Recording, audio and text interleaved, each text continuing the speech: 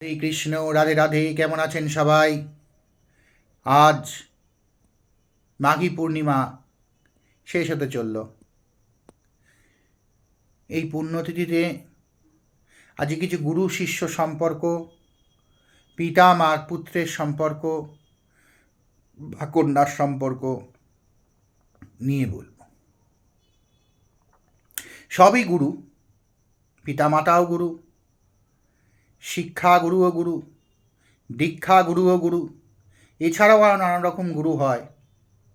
কিন্তু মোটামুটি এই 3 ধরনের গুরু আমরা ব্যবহার করে থাকি আমাদের জীবনে, সাধারণ মানুষের জীবনে।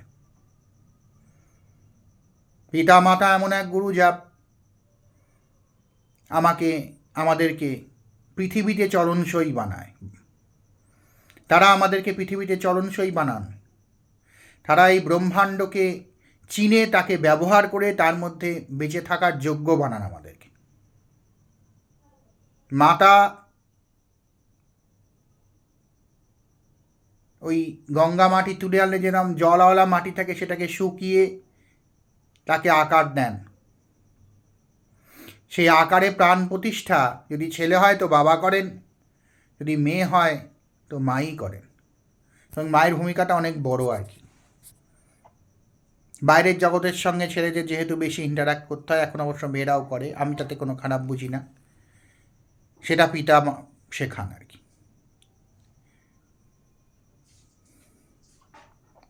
এরাও দুজন গুরুত্তুল্য।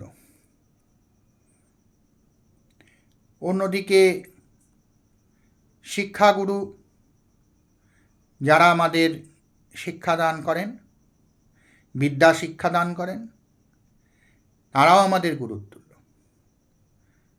আর ধর্ম বা দীক্ষা যিনি দিচ্ছেন, সেই দীক্ষাগুরু বা ধর্মগুরু, তিনিও আমাদের গুরুত্তুল্য।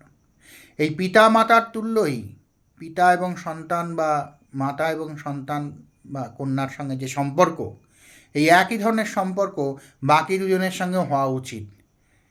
শিক্ষক ছাত্র,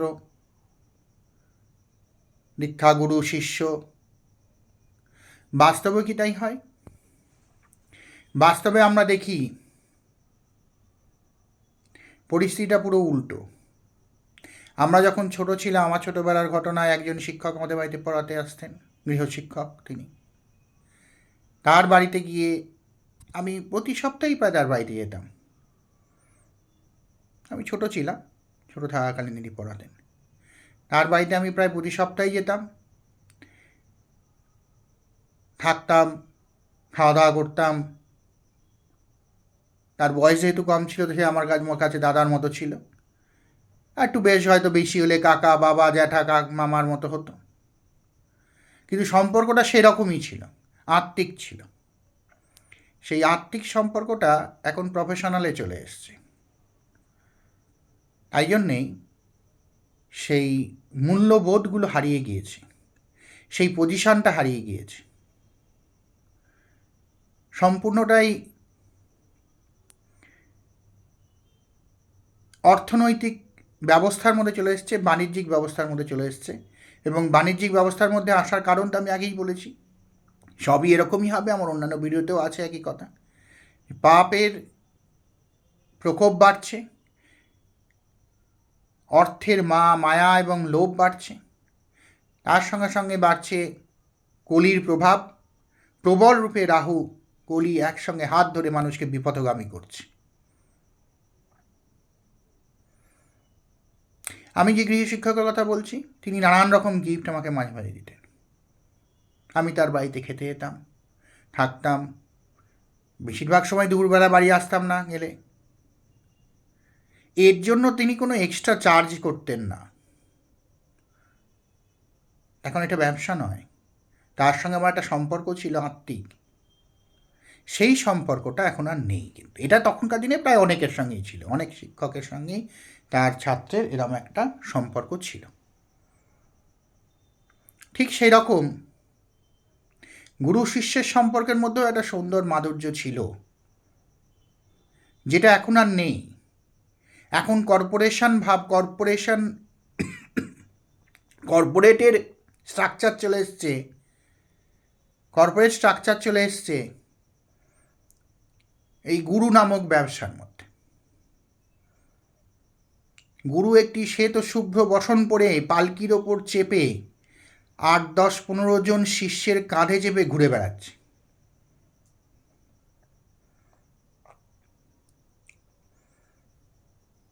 যেখানে একজন সক্ষম গুরু সেই ভগবানের মূর্তির মতন, ঈশ্বরের মূর্তির মতন 5টা মানুষের কাঁধে চেপে ঘুরে বেড়ান, সেই শিষ্যের নরকগামী হওয়া ছাড়া আর কিছু হওয়ার নেই, এবং সেই গুরুরও নরকগামী হওয়া ছাড়া আর কিছুই হওয়ার নেই। শিষ্য কেন নরকগামী হবেন? তখন ওই আইডিওলজির একজন গুরুকে তিনি তো ফলো করছেন। তিনি জেনে অজানে তার সেই বিকৃত বিরূপ যে আদর্শ, সেই আদর্শগুলো শিষ্যের মানসিকতার মধ্যে ঢুকছে। তিনিও ভাবছেন আমি যদি কোনো দিন, এটা হবেই, তার সাবকনসিয়াস মাইন্ডে ঢুকছে, আমি যদি কোনো দিন এরম একটা লেভেল অর্জন করতে পারি, তাহলে আমিও 5টা লোকের মাথায় চেপে ঘুরে বেড়াবো। আচ্ছা, এবার বলুন তো, যে কেন কোনো একটা মূর্তি মানুষের পিঠে চেপে মাথায় চেপে ঘুরতে পারে, সেখানেও তো ঈশ্বর। তাহলে ঈশ্বর তো মানুষের প্রতি করুণাশীল, তিনি কেন 5টা লোকের মাথায় চেপে ঘুরে বেড়াবেন? দেখুন, এই যে মূর্তি, সেই মূর্তি আমরা বানিয়েছি, আমাদের কল্পনার সৃষ্টি, আমাদের একটা বিশেষ ধরনের শক্তিকে বোধগম্য করার জন্য এই মূর্তি আমরা তৈরি করেছি। ঈশ্বরকে বোধগম্য হওয়ার জন্য যে লেভেলে যাওয়া দরকার, সেই লেভেলে আমরা কেউই প্রায় নেই সেই শক্তিটাকে বোঝানোর জন্য। সেই জন্য আমরা বিশেষ ধরনের একটা আকার দিয়েছি। সে আকার তো চলতে পারে না, এবং সেটা আমরা দিয়েছি, সেটাকে আমরা রেসপেক্ট করি বলে কাঁধে করে নিয়ে যাই। সেটা কিন্তু ঈশ্বর নয়, ঈশ্বরের মূর্তি কিন্তু ঈশ্বর নয়। সেই জন্যেই মূর্তিতে প্রাণ প্রতিষ্ঠা করতে হয়, সেখানে ঈশ্বর আসেন, কিন্তু তিনি ঈশ্বর নন। মূর্তি ইজ নট দ্য সুপ্রিম পাওয়ার। সেখানে একটা বিশেষ ধরনের পাওয়ার আসে, সেটা ওই সুপ্রিম পাওয়ারের কিছু অংশ।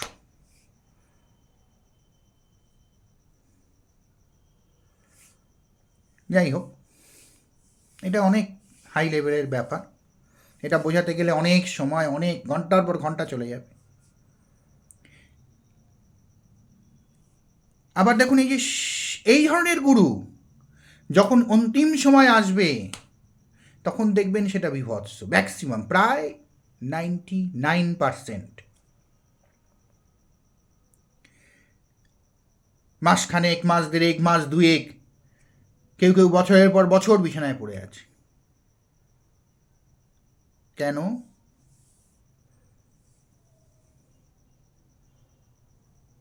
তিনি তো মহাজ্ঞানী, তিনি কেন পড়ে আছেন? তিনি কি কারোর রোগ নিয়েছেন? রামকৃষ্ণ যেমন নিয়েছিলেন? দেখবেন কিচ্ছু না, ওসব কিছুই নেই। রামকৃষ্ণদেবের এরম হয়েছিল, কিন্তু রামকৃষ্ণদেবের ক্যান্সার হয়েছিল এবং তাড়াতাড়ি মারা যায়, তিনি খুব বেশি দিন ভোগেননি। তিনি গ্রীষের ক্যান্সার নিয়েছিলেন। এরা কি করেছে? এরা পাপ করেছে। এই পাপের, এই যে গুরুদের যে পাপ, এই পাপের ফলে তাদের মৃত্যুর আগের মুহূর্ত বিভৎস বিভীষিকাময়। কুষ্ঠ হচ্ছে, প্যারালিসিস হচ্ছে, বিছানায় পড়ে থাকছে, বছর বছর পড়ে থাকছে। তারপরে আবার মরে যাওয়ার পর আবার 7 দিন ধরে রেখে দিচ্ছে, চোখ নাক দিয়ে পোকা বেরোচ্ছে, শিষ্যরা এসে টাকা ছড়াচ্ছে। বিভৎস পাপ, ফল ভয়াবহ, নরকগামী হতেই হবে, ঠেকাতে পারবে না কেউ। আপনার যে শিষ্য, তার প্রতি আপনার কোনো দয়া মায়া নেই, আপনার কোনো টান নেই, আপনার কোনো দায়িত্ববোধ নেই, কোনো কষ্ট নেই, কোনো দুঃখ নেই, সে খেতে পায় কি পায় না তাই নিয়ে কোনো চিন্তা নেই। এমন এমন শিষ্য আসবে মাসোহারা আছে, তার আবার এমন এমন গুরু আছে।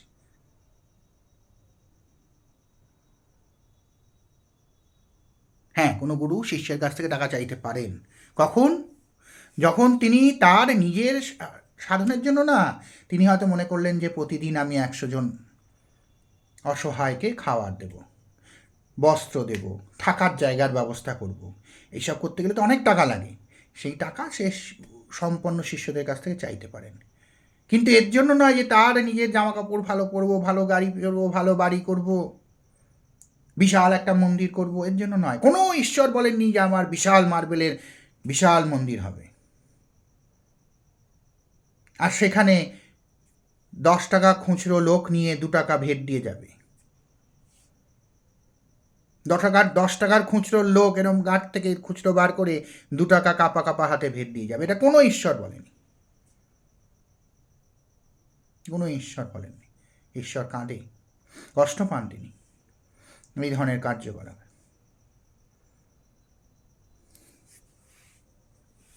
এবং এর ফল, এর কর্মর হিসেব, এর ফল পেতে হচ্ছে, সবাইকে পেতে হবে। যারা যারা করেছে, যারা যারা করেনি, হয়তো দু পুরুষ আগে কেউ করেছে, আপনি আবার 2 পুরুষ পর সেই আবার জন্মেছে, তাকে সেই ফলটা পেতে হচ্ছে, হবেই। তাই খুব সাবধান হয়ে যান গুরু চয়েস করার সময়। যদি গুরুদেব বলেন মাসে মাসে 5 টাকা করে দিতে হবে, না না, কোনো দিন নয়, সে গুরু ভালো নয়। যদি গুরুদেব বলেন আজকে আমার একটা মহা উৎসব আছে, এখানে যেন 500 টাকা দাও, ভালো নয়। বর্জন করুন সেই গুরুকে, সঙ্গে সঙ্গে পরিত্যাগ করুন। কোনোদিন কোনো নারায়ণ, লক্ষ্মী, কৃষ্ণ, কালী, শিব আপনাকে দেখা দিয়ে টাকা চেয়েছে, অর্থ চেয়েছেন?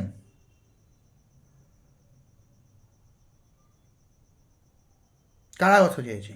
যে আলু বেচছে বাজারে, যে পটল বেচছে বাজারে, যে শাড়ি বেচছে, যে বাড়ি বেচছে, যে গাড়ি বেচছে, তারা অর্থ চেয়েছে। সেরকমই আর একজন এরা, খুব বিতর্কিত, সবাই খুব প্রতিবাদ করবে। সেরকমই আর একজন বেনে, ব্যবসাদার।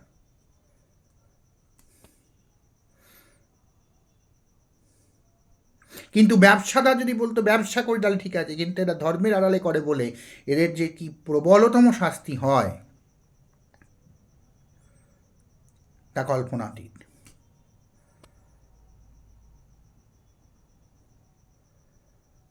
ভালো থাকবেন, রাধে রাধে। আর হ্যাঁ, এইসব এত কথার মধ্যেও কোনো মন্ত্র জানেন না, কোনো তন্ত্র জানেন না, কোনো আচার জানেন না, কোনো বিচার জানেন না, কোনো পদ্ধতি জানেন না, পুজো কীভাবে করতে হয় জানেন না, গঙ্গা জল নেই, ধূপ নেই, পরিষ্কার পরিচ্ছন্ন জায়গা নেই, নোংরা জায়গায় বসে আছেন, ঘরের অবস্থা খুব খারাপ, বাড়ি ঘরের অবস্থা খারাপ, বস্তিতে আছেন, যে ঈশ্বরকে পছন্দ হয় তার নাম নিন, অন্তর থেকে নিন। এমনভাবে নাম নিন যে আপনার প্রথম সন্তান যে মারা গিয়েছে তার কথা, সেরকম মারা গেলে যেরকম চোখ দিয়ে জল বেরোয়, তার কথা চিন্তা করে, তাকে পাননি বলে, সেই ঈশ্বরকে পাননি বলে, এখনও উপলব্ধি করতে পারেননি বলে, সেই ঈশ্বর এখনও সামনে আসেননি বলে, সেই রকম ধরনের চোখ দিয়ে যেন জল যেন বেরোয় আপনার প্রতিনিয়ত।